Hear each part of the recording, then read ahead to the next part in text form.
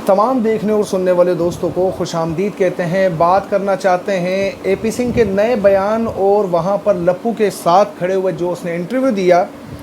आपने उसकी चर्ब ज़बानी तो पहले ही सुन रखी है। आप जानते हैं कि जिस तरह से एपी सिंह को अपॉइंट किया गया है सीमा को प्रोटेक्ट करने के लिए, मैं समझता हूँ इससे बड़ा कोई दलाल शायद कोई ना हो कि किस तरह से वो उसको प्रोटेक्ट कर एक इनोसेंट साबित करने की कोशिश कर रहा है। और मोमिन मलिक जो इस वक्त पर जो वहाँ नेपाल में गए और इन्वेस्टिगेट करने गए, तो उन्होंने उसको भी एजेंट बना दिया कि वो वहाँ पर क्यों इन्वेस्टिगेट करने गए। मेरा हिंदुस्तान की आवाम से ये सवाल है कि सीमा ने कितनी बार हिंदुस्तान की बेइज्जती की अलग अलग लफ्ज़ों में। जैसे उसने कहा कि जो वहाँ पर हैदर अली को सपोर्ट कर रहे हैं वो अपनी बहन बेटियाँ उसको दे दें। ये लफ्ज़ कहने के काबिल भी नहीं है। आखिर सीमा की पुष्ट पनाही कौन कर रहा है? वो कौन लोग हैं जो सीमा को इस हद तक प्रोटेक्ट कर रहे हैं कि वो बेखौफ होकर बिला किसी डर के वो पूरे इंडिया के सामने जिस तरह से टक्कर ले रही है? आखिर वो कौन लोग हैं?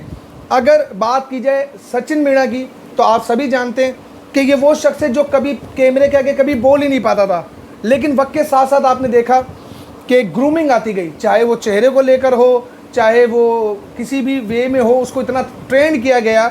हम उस टाइम से रिपोर्टिंग कर रहे थे जब एटीएस के छापे पड़ रहे थे, इन्हें उठाया जा रहा था स्टार्टिंग पॉइंट से, और एक ही मुतालबा था, सिर्फ़ और सिर्फ एक ही मुतालबा कि हैदर अली के बच्चे उसे वापस कर दिए जाएं। अब यहाँ पर एपी सिंह जिस तरीके से आवाम को गुमराह कर रहा है, हिंदुस्तानियों को गुमराह कर रहा है ये कहकर कि वो तो हिंदुस्तान के ख़िलाफ़ साजिश कर रहे हैं, वो तो हिंदुस्तान के लिए बगावत कर रहे हैं, वो तो हैदर अली को सपोर्ट करके हिंदुस्तान के लिए जो है वो कुछ, मतलब ऐसे अल्फाजों का चुनाव करना मैं समझ नहीं पाता कि ये इतना शातिर शख्स वहाँ पर किस तरह से उसको प्रोटेक्ट कर रहा है। मतलब वो कहता है कि जी बच्चे इसके पास रहने चाहिए, वो तो उससे तलाक हो चुकी थी। मुझे सिर्फ ये सवाल का जवाब दे दें, अगर ये तलाक हुई तो विटनेसेस तो होंगे, जबकि इसकी अपनी बहन उसके ख़िलाफ़ बोल रही है।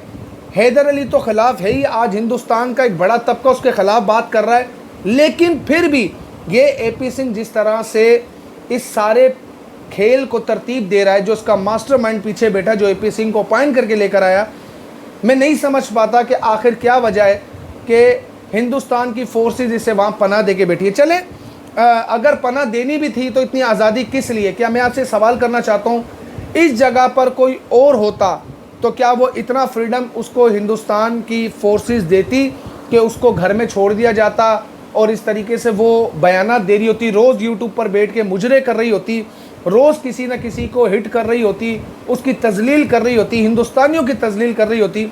आज हिंदुस्तान की ख़वातीन, हिंदुस्तान के वो समझदार लोग जो हैदर अली को सपोर्ट करते हैं, ये कहती है कि जो उन्हें अपनी बहन बेटियाँ दे दो।